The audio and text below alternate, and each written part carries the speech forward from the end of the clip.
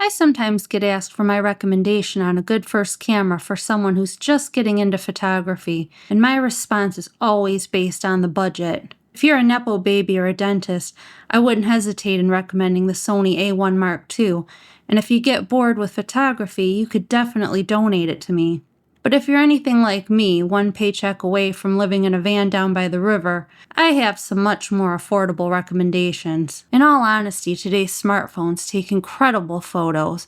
Using computational photography, you get really good exposure, and they do so much better in low light than they've ever done. But if you're like me, you're craving that feel of a traditional camera in your hand, looking through a proper electronic viewfinder to compose your shots.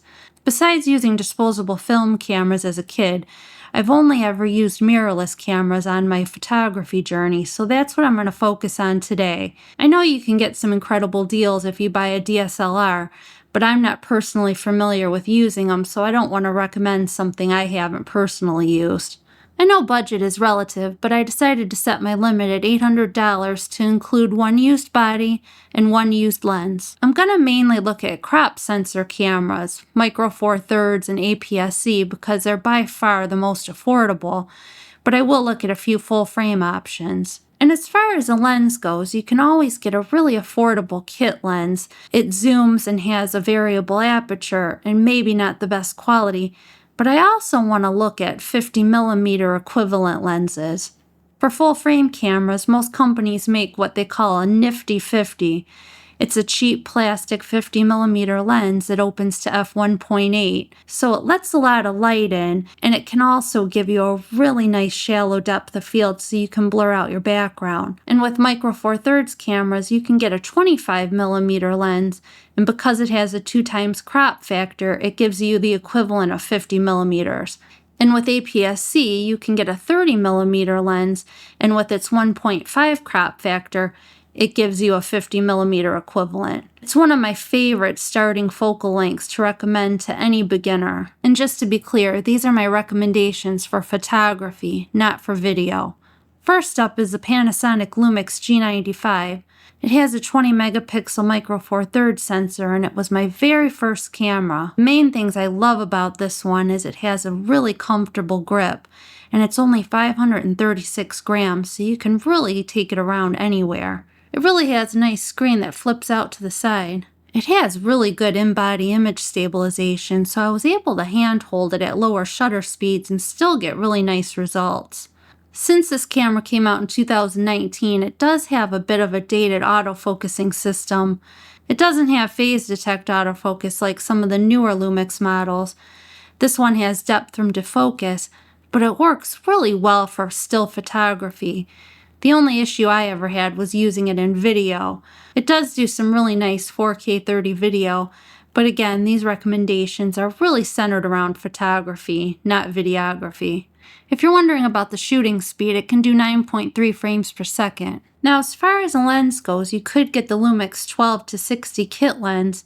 There's a deal here where you can get the body and the 12-60 lens for $681, which I think is a really good deal. It gives you the full frame equivalent of 24 to 120 millimeters, which is a really nice range. If you want to get the Micro Four Thirds version of a nifty 50, you can get the Lumix 25mm f1.7 for around $120. I particularly love this lens because it's really affordable and it separates your subject from the background. It might not completely blur out the background like a full frame camera, but it really can provide you with some nice images. Next up is an APS-C camera, the Sony a6400. This came out in 2019 and it has a 24-megapixel sensor. The Sony a6400 can shoot at 11 frames per second. What I love the most about this camera is how compact it is. It only weighs 503 grams and it's so slimline and easy to carry. The LCD screen on this model flips up and doesn't actually flip out to the side. But for photography, this might not be a deal breaker. I must say the autofocus on the Sony a6400 is really good. Even though some of the newer models might have some AI features, I never missed focus with this camera. While this model doesn't come with IBIS and it made for some shaky video, for photography, it really wasn't an issue. In case you're wondering, this model can film in 4K up to 30 frames per second. For $559 used on eBay, you're getting a really incredible deal if you pick up the Sony a6400. Now, I did find this one listing that includes the 16 to 50mm kit lens for $699. 16 to 50 gives you a full frame equivalent of 24 to 75mm. I don't really recommend this particular Sony kit lens so much because I have had them break.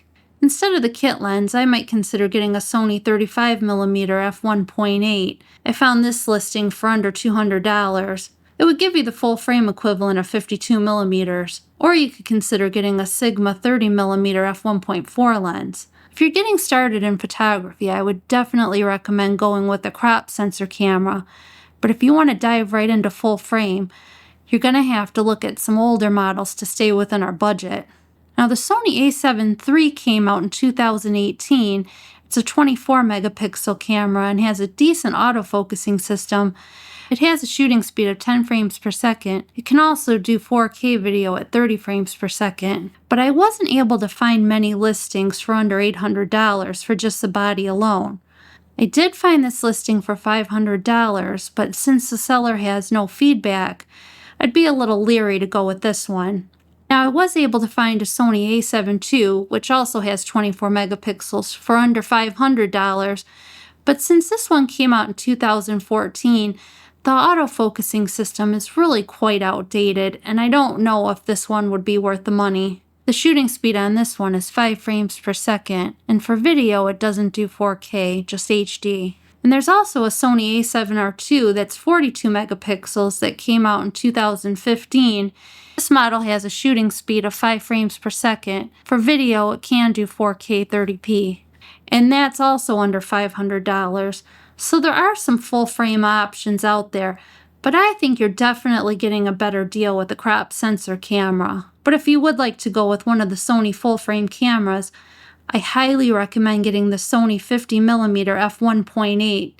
It is one of my all-time favorite lenses, and as you can see, you can get it easily for under $150. You're able to get a nice shallow depth of field at f1.8, and it works really well in low light. One thing to know about this lens is the focus motor is a little bit noisy. It doesn't matter so much in photography, but you'd hear it if you're trying to do a video.